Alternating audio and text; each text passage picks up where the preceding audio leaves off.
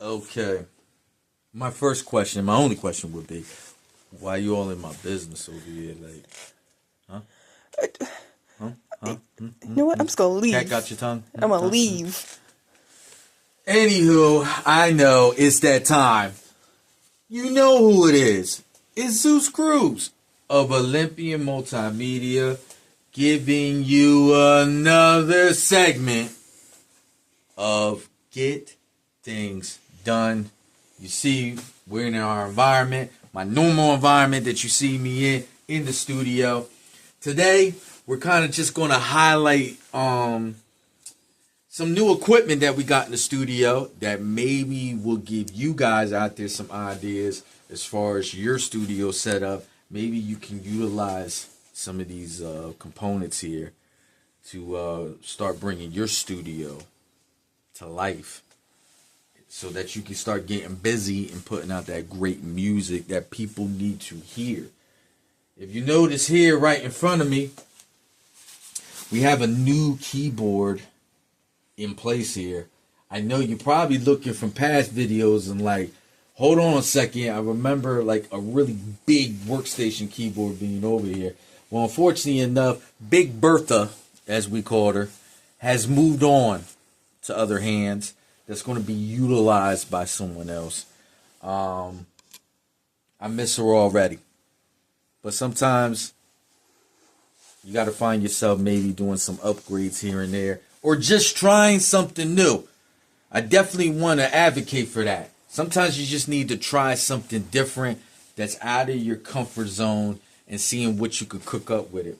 This one that's in front of me is called the Roland GoKeys 3. Now, they do have a model called GoKeys 5. That's the newest model. It really isn't that much different versus this.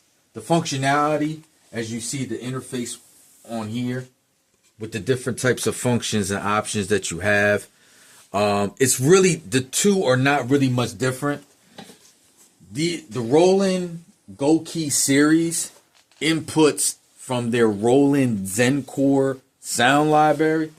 This one has a little over like 1,000 from their library, and I believe the version number 5 has probably close to like 2,000, like double as far as the sound library that's inputted into the keyboard. So if you're looking for more variety, they do have a couple more features. So I don't know them offhand. Definitely do your research if this is something that you want to get into. But I felt the 3 was just fine, you know, for what we're trying to do here. It's a great keyboard. They come in different colors. I picked this color. Thought it'd add a little bit more flair to the studio. As far as the functionality is concerned, there's nothing really complex to it. You see it has the input speakers on here. This is MIDI compatible. I will have to say this, though. If you're looking for a workstation keyboard that will allow you to utilize this with an audio interface, this is not it. This one does, this strictly goes right into the computer itself. It's USB compatible, USB powered.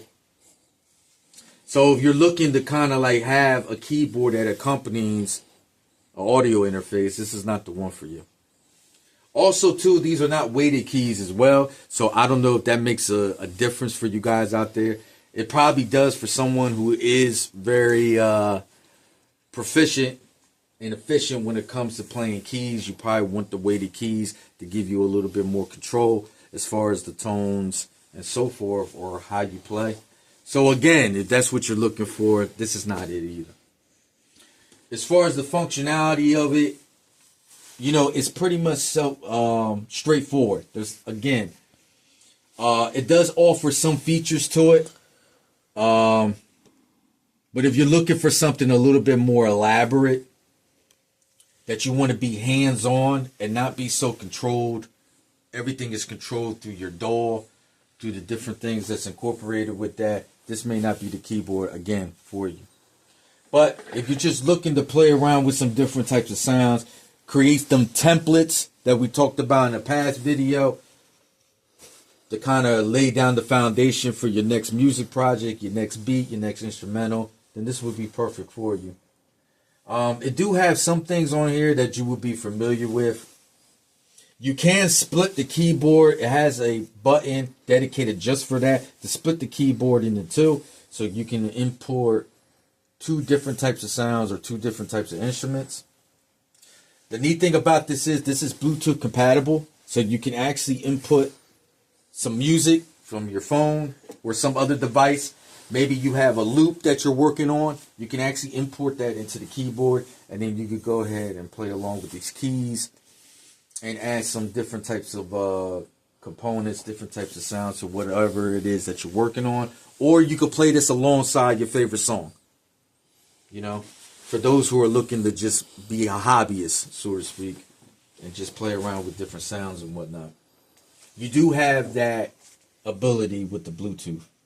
They do break it down to pianos, electronic pianos, piano being more like classical. Then you have your strings, your synths, and then they have other different types of sounds if you know specifically what you're looking for. Right? You can set the tempo on here. You can change the octaves. You have the ability to transpose. You have a pitch shifter jog wheel. And also, too, if I could find it on here. Hold on a second. Don't do that to me. Don't shut down on me like that. What are you doing? Any event, you have an arranger on here where you can arrange the chords for you. It's almost, to a certain extent, like a version of quantizing to a certain effect. You do have a metronome on here that's already built into the keyboard as well. And then the nice thing about this is you have a lower and upper, if you notice here on the screen. And it allows you to input two different sounds like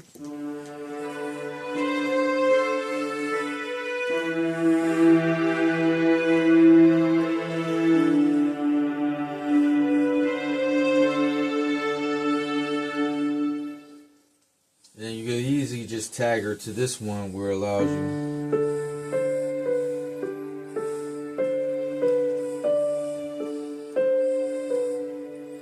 And this is a nice function or ability to have on there if you're going about recording. Somebody like my partner in crime, shout out to Mr. Jaso, aka Alpha, where he likes to incorporate this long strand of orchestrated different types of sounds. You can instantly go back and forth between the two and input these sounds as you're recording. You can add different types of effects to your recordings as well. As you can see, you can just use the jog wheel here. And it has echoes, pitch shifters, you got big crushers, isolators, add some lo-fi to it. You got a delay, phaser. You just go ahead and press this button here to turn it on. And then you can instantly...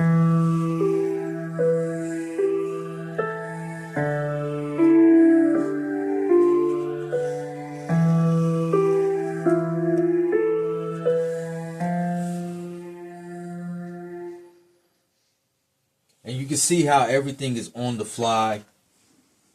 Just by a quick touch of the button, you can instantly just go ahead and add different types of effects to it.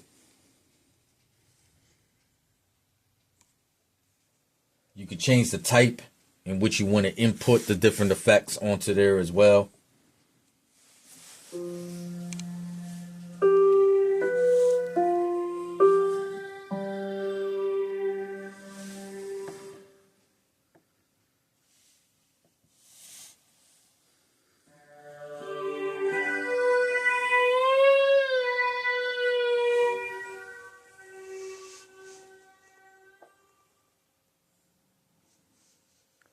I'm still working with it. It's something fairly new. But as you can see, it's pretty much simple and standard as far as utilizing it. Everything is pretty much on the fly as far as just pressing a button or two, inputting different types of sounds. Again, you have up to 1,000 from their library of different types of instruments. and different types of sounds from their Roland Zencore sound library. I definitely recommend it. Again, if you're looking for like that top prestige when it comes to functionality and doing different things, this may not be the keyboard for you. You know, but if you're looking for something to just kind of create a foundation for yourself and to create like these templates just to kind of get your creative juices going, I think this will be perfect for you. And you could take it on the go. It has the speakers, like I said, already built into it. I definitely recommend it. It may not be something for everyone if you're looking for something a little bit more in depth, but I think if you took a gamble on it, took a chance on it, I think you could come out with some different types of dope sounds and textures. And it's pretty inexpensive for the most part. To get the 3, I believe it runs you between like $330 and $350. If you want the newer version, which is the GoKeys 5, that'll run you closer to like $500, like $450 to $500. So it all depends on how great of a library that you want to utilize. Should be your determining factor as far as if you want the 3 or the 5. If you notice on the table, we talked about it in the past, on the past video, about the importance of using audio interfaces. It's pretty much a go-to standard. It's an essential piece of hardware, an essential piece of equipment that you should have in your studio, especially if you're going to be plugging in or utilizing multiple different things to input sound, especially if you're going to incorporate some type of live instruments. You definitely need to utilize an audio interface so it allows you to start recording on your DAW. This model that we have here is the PAL. It's a 24-bit USB audio interface. It comes with the preamps, nice amount of inputs, to put different types of instruments. Obviously, you can utilize this with MIDI. It has a dedicated import for guitars. If you're a guitar player, this would be perfect. It has its own dedicated feed in which you can apply a mix to it and control the dBs. You can instantly record in stereo and mono. What I love about this, it allows you to do a mix on your high, your mids, and your lows instantly. So you can set this on the fly and kind of take away from trying to navigate through the interface of your DAW to kind of do the little tweaks that you need to do to make sure your sound is right. Then you can control the volumes down here depending on what your input is. You can instantly add some panning from your left to your right. And then the most unique feature of this one, it comes with 24 dedicated digital effects. Similar to what I just showed you here on the keyboard with the Roland. You have your reverbs, you have your different types of echoes, you have what is supposed to simulate like a wah-wah pedal. You even have some voices, effects, flangers. You can also set the effects that can encompass like some type of room or hall, or even make it sound as if you're on a stage. So this was the main reason why I picked this one up, is the fact that it has the effects built into it, which I think is really cool. You can have more control through here. Obviously, when you go to mix, you're going to do different things in order to make sure that your sound is coming out with the highest quality. But it's nice to know that you have an interface that allows you to do some of the work early on. So it makes your job easier when it comes to mixing and mastering. If you want something a little bit more high tech or a little bit more to offer you a lot more options, we have the Behringer right here. Xanax Control 2. It's USB powered.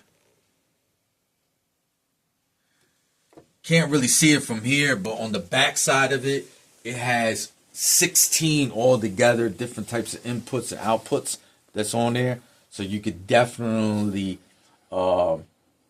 pretty much wire your whole studio pretty much through this interface itself. The neat thing about this is right here is your source select, where it allows you to put inputs up to 4 on each side. That means you can instantly change between whatever it is that you have inputted, whether it's an instrument, some type of keyboard, what have you. Whatever it is that's plugged up, you just assign it to each port, and you can instantly just go 2 at a time, 1 at a time.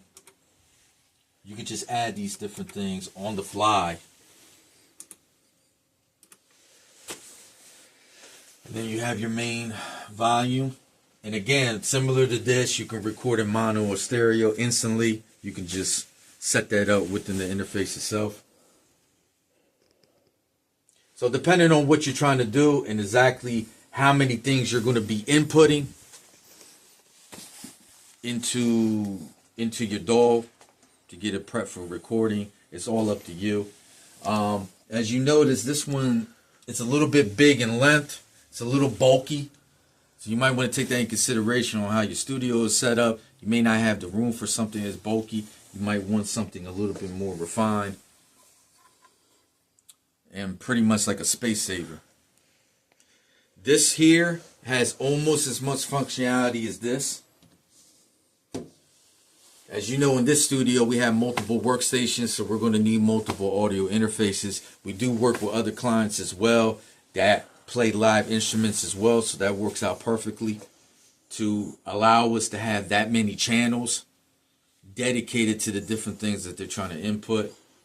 So it allows a lot more flow onto your DAW and a better understanding of what's being inputted or what sounds being inputted at the time when you're recording as you go about your tracks, right? Remember, tracks make up the songs. Each track is going to have its dedicated channel for whatever it is you're trying to input. And that's about it. Just want to give you guys some enlightenment on some new equipment that we got set up here in Allah Studio that we're utilizing here within Olympian and with Alpha Omega. Hopefully this gives you some inspiration, also gives you some ideas that maybe you want to utilize these for these audio interfaces. For this one, for the PAL, this one came out to a little over $100. So it was roughly around the 110, 120 mark. If you're looking to get the Behringer, this particular model, that'll run you around the 150, 160 mark. So again, very inexpensive and cost efficient, and it definitely does the job, especially for a small home studio.